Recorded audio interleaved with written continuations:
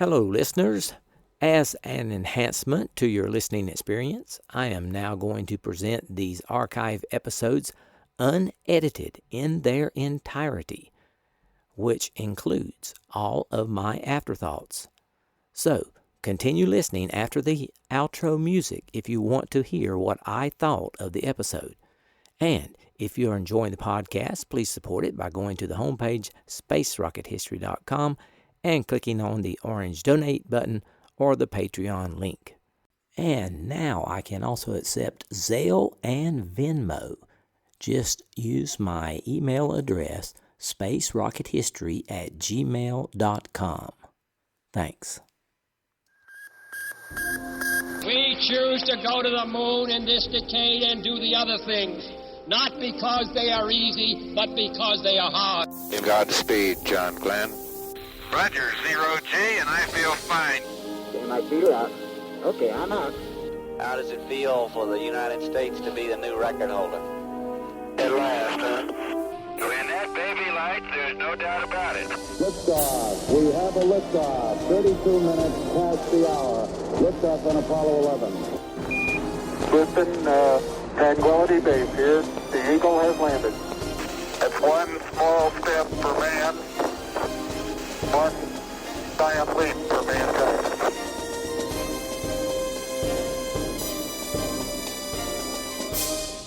Hello and welcome. This is Michael Annis, and you're listening to episode 252 of the Space Rocket History Podcast. And now, Apollo 12, Moonwalk 2, Part 3, Rock and Roll at Halo Crater.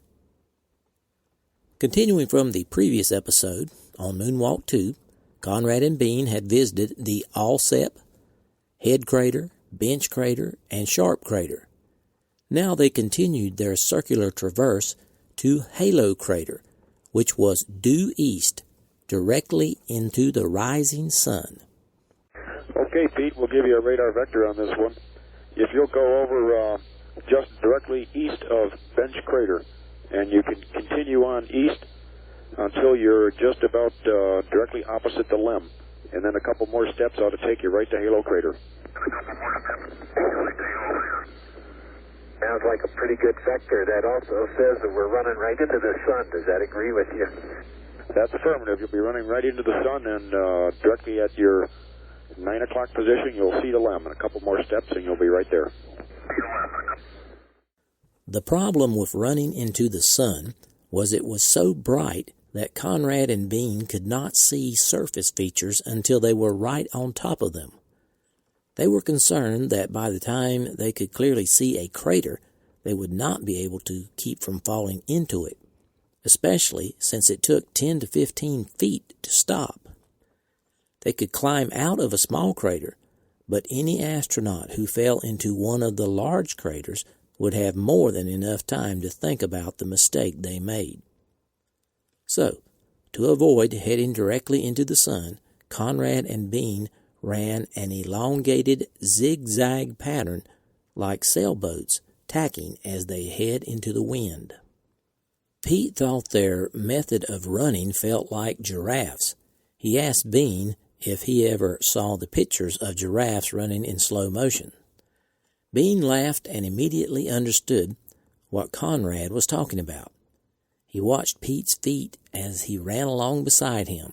Each time his boots hit the surface, they sprayed a small shower of dust, sailing out on perfect trajectories.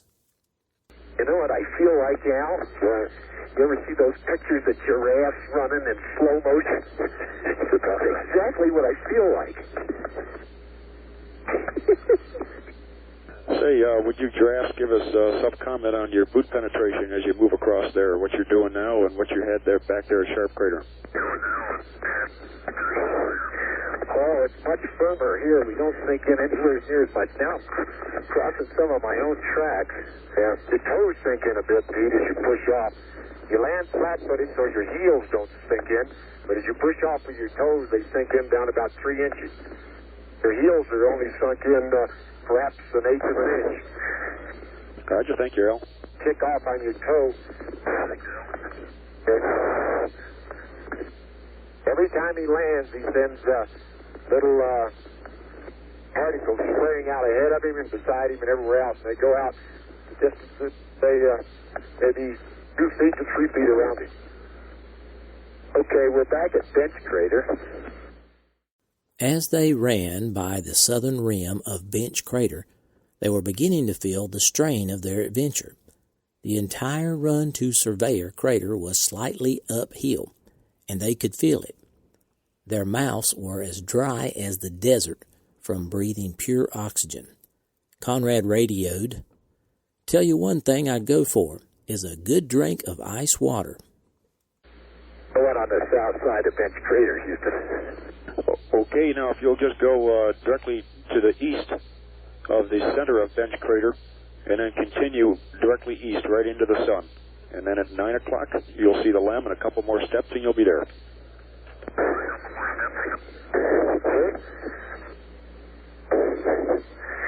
Got the decided feeling I'm going to sleep tonight. Pete, the crater you're looking for, Halo Crater, is about the same size as Sharp Crater and should resemble it.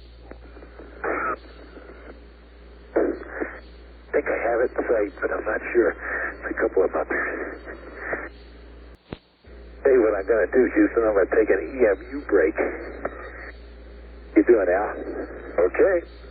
Pete, the dimension on Halo Crater is about 20 feet, so that would make it half of what you saw at Sharp.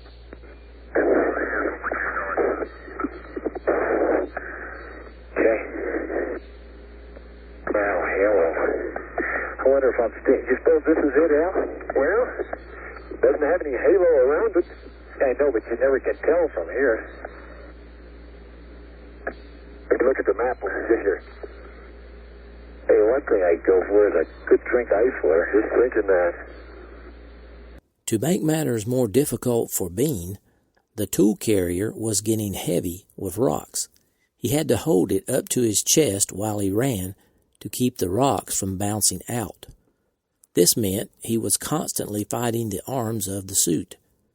Before the mission, he had been so conscientious about exercise, every day he would run a couple of miles on the hard beach at the Cape, pounding his legs into shape. And it turned out that most of the work was in the arms, and especially the hands. He told Capcom Ed Gibson to pass along a message to Fred Hayes, the lunar module pilot for Apollo 13. The message was to do hand exercises. Then, of course, Conrad said to tell Jim Lovell to practice digging. Hey, Ed, you might tell Fred Hayes you ought to quit working on running and start working on holding things in his hands. My legs don't get a bit tired, but your hands get tired carrying these tools, particularly the hand tool carrier. Roger, Al sure will. I'm sure he's listening. Yeah, you risked it. Yeah, I think that's funny. You wouldn't think it that way. Well, Jim Lovell to practice digging. Meanwhile, in Houston, the flight surgeon saw Conrad's and Bean's heart rate soar to 160 beats per minute. Ed Gibson, Capcom, passed on a message from the surgeon to the lunar surface, in code. The message was, "Pete and Al, we'd like an EMU check." EMU stood for Extravehicular Mobility Unit. In other words, the spacesuit and backpack. Apparently, this was just a request for each man to read out his oxygen supply and report any anomalies in suit pressure or the like. But in reality, it let Gibson tell the men to cool it for a couple of minutes without letting the whole world know about it. Conrad and Bean got the message, and they read out their oxygen quantity and the rest of it. But they couldn't bring themselves to stand around and do nothing. An interesting rock caught their eye, and they set about collecting it. And then Pete decided to take a picture of Al with the hand tool carrier, looking like a moon tourist. Obviously, this occurred before they knew about their camera problem.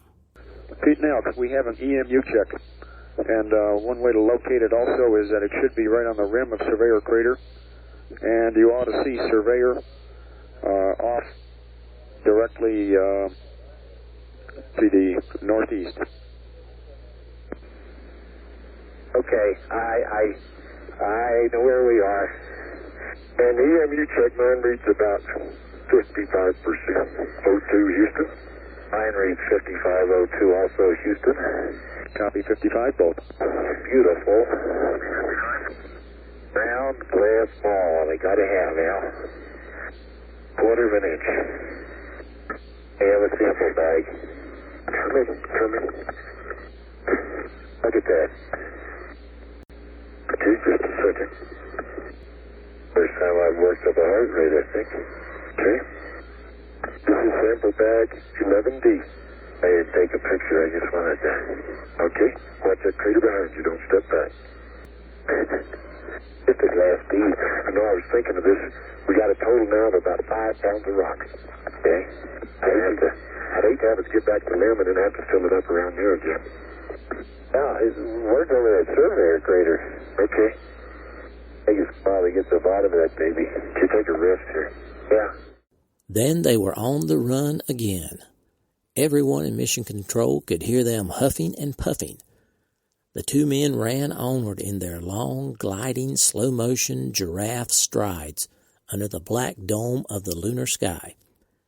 Bean looked up as he ran above the solar glare and found a glittering crescent set in the velvet, exactly where it had been the day before. To Bean, the earth appeared like a radiant blue and white gemstone, suspended in the blackness overhead. Just as the moon always keeps the same face toward the earth, so the earth never moves in the lunar sky. And as we see the moon change from full to new and back to full, the earth does the reverse, waxing and waning in the lunar sky like a blue and white eye opening and closing. Bean looked down at his feet again, watching out for potholes and rocks, then leaned his head back for another glance. For just a moment, he silenced the voice in his head that always called him back to work, to the rule of the clock, and he talked to himself. He said, "This is the moon, that is Earth, and I'm really here." Then, suddenly, Bean felt his ears pop. Was his suit losing pressure? Astronauts are people who have learned to put fear out of their minds in order to accomplish dangerous tasks. Bean could keep it out of his mind until something unexpected happened. Bean's heart was pounding. He stopped and checked the gauge on his wrist. No change. It must have been some kind of weird transient. Only after the flight would the engineers decide that as Bean ran in the light gravity, his body had bounced against the oxygen outflow port within his suit, closing it momentarily and causing a slight increase in suit pressure.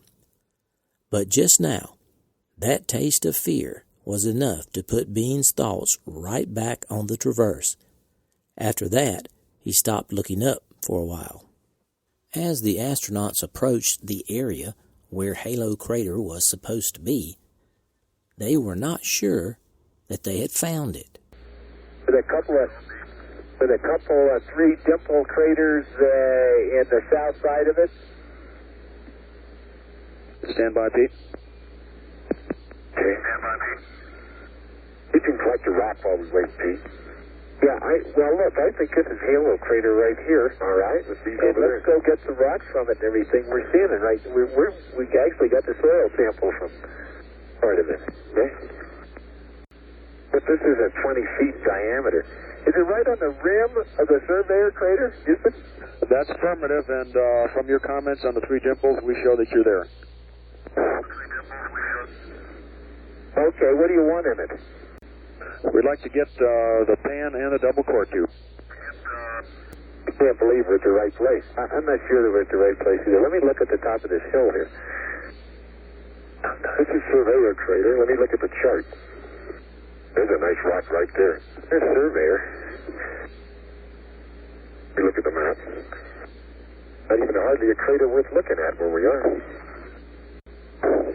Okay. Okay, Pete, it's your call there. You're the local experts. If you see a better location for that double core tube, go ahead. Yeah, I'm just trying to find the right crater, Houston. Hey, Pete, I think it's that area right over there. There. That's Halo is this first one right here, the little one, and then all those others are mixed over according to the chart. Okay, so we can just go over there and which one's Halo? This one right here? This no, it's right. You see where I'm pointing? No, I see it. It's that one right over there. Okay, let's go. Okay, that's a double core tube. All right, and you want what, Houston? A partial pan? That's affirmative. Oh, look at all the glass at the bottom of that baby. Got a lot of that, though. Huh? Got a lot of glass. Now there? Yeah. I think that's Halo right there. Which one? Right there we're looking at? Right over? That one right there. Too big. Too big, huh? Let's take this one right here. All right, that's good.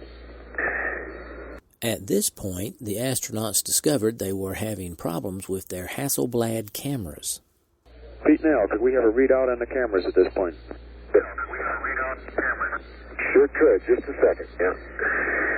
See mine probably, Pete. I better take all these pictures. I'm running out. Well, I better change cameras because 60 we got 110. You still got plenty to go. Hey, you know what's happened? This thing hasn't been taking every picture. Take a picture. Let's see. I just caught it. I mean, it's been doing it intermittently. Okay, now, get out and make the double core tube here. Pete, we copy 60 and 110 on the film. That's firm. Here, look at the chart a minute, Pete. Yeah, okay. Pete, now, we'd like you to go ahead and get the pans taken on the LMP's camera. You can either have Al do the pans or switch cameras. Your choice. Okay, Roger. Okay, Pete. You have to pull the pin and unscrew that if you can. Good luck on unscrewing it. Wait, hold it a second. I get it. Okay. Hey, good show. Okay. By this time, the Hasselblad camera mounted on Bean's chest was so covered with the tenacious black moon dust that he could barely read the settings.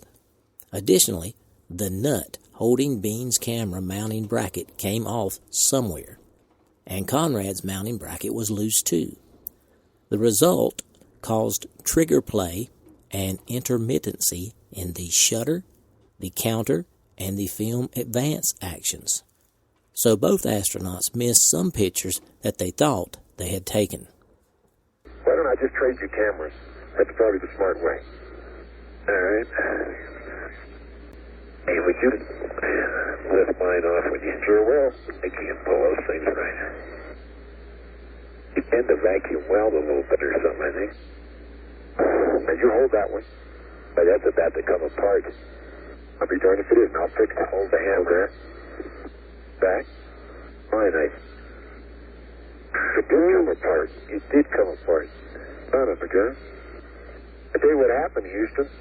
The nut that holds the handle of the camera on broke off, and so the handle's free. But that's okay. We'll just carry it around. Let me ask you a question. Roger, we got you. We understand that the nut broke, but the camera's still usable, right? Yeah, and your nut's loose too, Pete. Stay there. Let me tighten it up for you. Yes, they weren't loose in 1/6Gs yet. We knew that. We should have watched them more carefully. Honey? You're going to have to help me get this camera off. I can't get it off. Well, you got to take the surveyor pictures, so why don't I give you the camera? Okay, that's good enough. He's still got 50 pictures or so. Watch it. Make sure it takes a picture each time it turns. Okay. And just, why don't you, the camera, I'll tell you what, well, here, I'll hold it. You take this one off. Okay, you got that camera. Out there, right there. All right, drop that one in here. Well, or why don't you carry it? That's what I'd do, carry it or something. But I got too much other stuff. Let me tell you part of it. Okay, let me go pull out the cord tube. I'll tell you what, we can always take the magazine off this and put it on the other one. That's what we can do, I guess. Yeah, we just drop it in here. Okay. Very good. Well done. Have you gotten the panorama? No, I'm going to get Al to do that right now. He's using my camera. His camera's had it. With the handle off it and everything, by the time we got done handling it, we got dirt all over the lens. We run out of film. We have to have another magazine with us, or we could change that. We'll just take that off. How we can do that, or don't want to, but if we have to, I guess we can. Okay, let me start this pan. 74. 74 it is. Once they discovered Bean's camera could not be remounted on the bracket, they decided to put it in the bag, and they mounted Conrad's camera on Bean. Then they moved on to the core sample at Halo Crater, but they had a little problem with the hammer they were using to drive in the sample tubes. Hey Houston, this hammer, when you hit on the side of it like you have to do to get it within this suit, it knocks little chips of metal off the side of the hammer. I don't think that's too good. Roger, Al. Is it damaging the hammer or the core tube? I'm afraid some of the fragments will damage the suit. Not damage it itself, it's just breaking. Hey, I'm better left-handed than right. There goes another fragment. You do that, Pete? Yeah, much. Even hit with the front end, and some of them pop off. It's flying all over the place. Okay, he's up to the bottom of the hand grip portion of the upper tube. He's really driving that baby. Look at that hand. Look at that. Look at that. Looks like it's got a coating over the hammer, Pete, and I'm knocking the coating. Instead of being a steel or aluminum hammer, it's some sort of coated arrangement. That's affirmative, Al. There is a coating on that hammer, and that's probably what you're knocking off. And also, we want to be sure to get the site there documented. And your 158 Rev 27 update. We'll document it for you. Coming up. We almost got you. Almost. Solid there, didn't it? No, it's just getting down there, Pete. Hey, that baby is in the ground. We got it double. Now the question is, can we pull it out? Go ahead and read it down. Let me get the downstairs job. Finally, Pete and Al got some good news. Their EVA had been extended by 30 minutes, making it a total of 4 hours. Okay, Pete, you're 2 hours and 7 minutes into the EVA. And we show you leaving Halo at around 2:15, and now that's for a 4-hour EVA. We've extended you 30 minutes for a total EVA of 4 hours. We'd like, before you go on, to have a good EMU check and sit down and regroup and figure out a plan of attack on the Surveyor. While heading towards Surveyor Crater, Pete found a loaf-shaped rock that he had to have, but it was too big for his tongs to handle. Conrad and Bean quickly improvised a method to retrieve the rock that is now known as the rock and roll on the Ocean of Storms. Okay, wait, Pete, I got an idea. But this foot might be good for 13. Pete, let me reach back here and grab this strap. Okay, now go. Okay, let me roll a little bit over it. Boy, back up. Now, if they had a strap like that, they could just hold the other guy while he leaned over and picked up a rock. Oh, that was good. It sure saves time. In case you didn't catch all of that, Al grabbed a strap on the Surveyor parts bag that Pete was wearing on the back of his suit, and he used it to help Pete get low enough to grab the rock with his hand.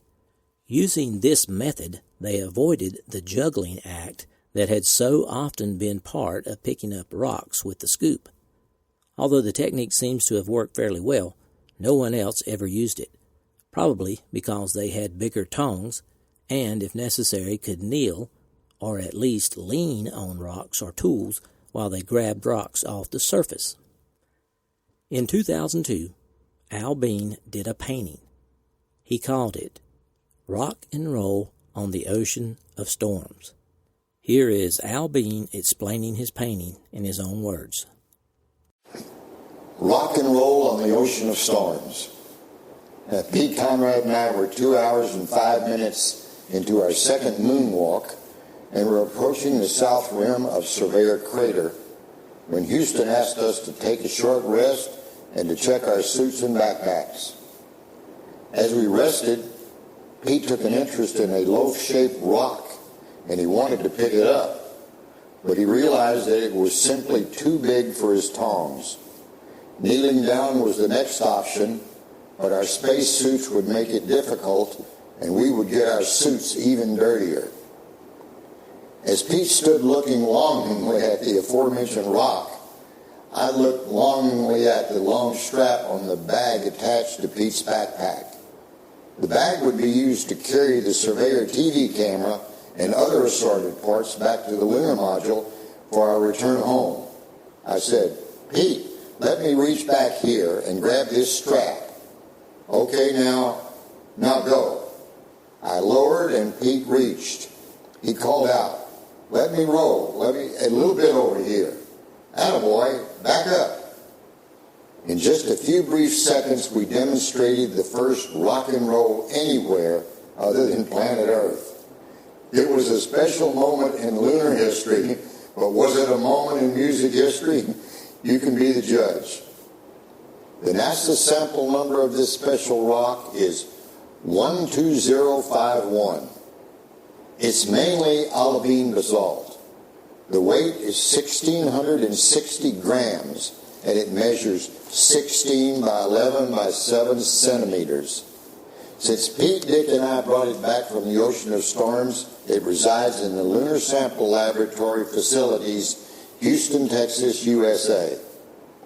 To give this painting a special authenticity, the painted moon rock Pete is reaching to pick up contains a real moon rock. It is a piece of the lunar meteorite LoonLab 05.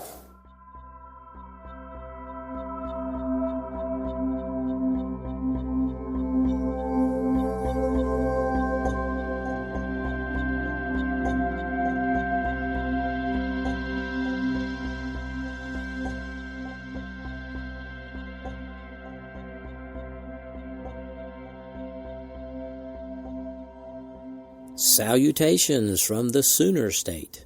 This is Michael Annis, your host, and I wanted to say thanks for listening to episode 252 of the Space Rocket History Podcast entitled Apollo 12 Moonwalk 2 Part 3 Rock and Roll at Halo Crater.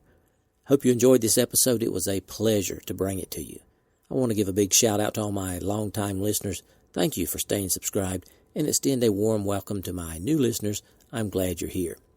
In case you haven't noticed, I have added more episodes to the archive podcast. We have now reached number 60, so 1 through 60 are available on iTunes, Google Play, and all your favorite podcatchers. Just look for the Space Rocket History Archive. Today, we salute the commercial level donors. There are 2 so far this year. Commercial donors contribute $90 or more during the calendar year. Thank you for your continued support, commercial donors. Okay, I had several afterthoughts about this week's episode. Of course, I want to credit my sources, A Man on the Moon by Andrew Chaikin, Apollo 12 Lunar Surface Journal, and Apollo, an Eyewitness Account by Alan Bean.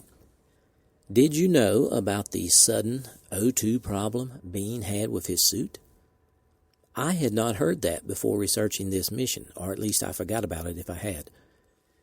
Just as Bean had started to relax and enjoy where he was, and the opportunity that he had been given, suddenly the problem occurs. And a problem like that will get your attention very quickly. It reminded him that everything needed to work properly for him to survive on the moon. Moving on. You know, it must be a whole lot easier to find these craters, especially the small ones, looking from above instead of from the surface, because Conrad and Bean really struggled finding the small ones from their surface view. Sharp and Halo were very hard to find, but there was not much doubt about the larger craters, so I'm thinking it's a point of view type thing. This week, I posted the traverse map on Twitter, Facebook, and the website.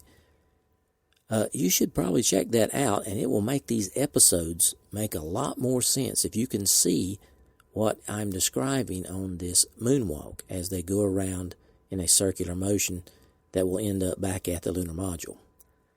I also posted Bean's painting, Rock and Roll on the Ocean of Storms.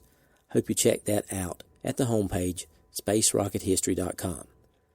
I was pleased to receive 3 new donations and 2 increases in support for the podcast over the past week.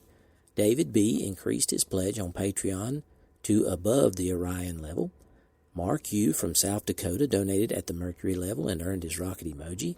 Matthew F. from Tennessee donated at the Mercury level. Matthew T. donated at the Vostok level. And Andrew B. increased his pledge on Patreon to the Apollo level with rocket emoji. Our Patreon donors are at 169 with a goal of reaching 218 by the end of the year. And our overall donors for 2018 have reached 239 with a goal of reaching 418. I wanted to let you know that April has historically been the lowest month for donations, and this April is no exception. So if you were considering a donation or some form of support for the podcast, April is a very good month to do that in. Keep in mind, Space Rocket History is entirely listener-funded, and I depend upon your financial support to keep the podcast going. To support the podcast, go to the homepage at spacerockethistory.com, click on the orange donate button or the Patreon link. All donors are rewarded with their name on the donors page at the level they choose to donate. For those of you who have already donated in 2018, I certainly appreciate it, and I have an item to give away this week. It is the official Space Rocket History logo vinyl refrigerator magnet. To select the winner, Mrs. SRH gave every 2018 donor a number. She put the range in Google's random number generator and got the number for William Andrews. William Andrews, if you would email me, Mike at spacerockethistory.com, and tell me your address, and I will mail this out to you.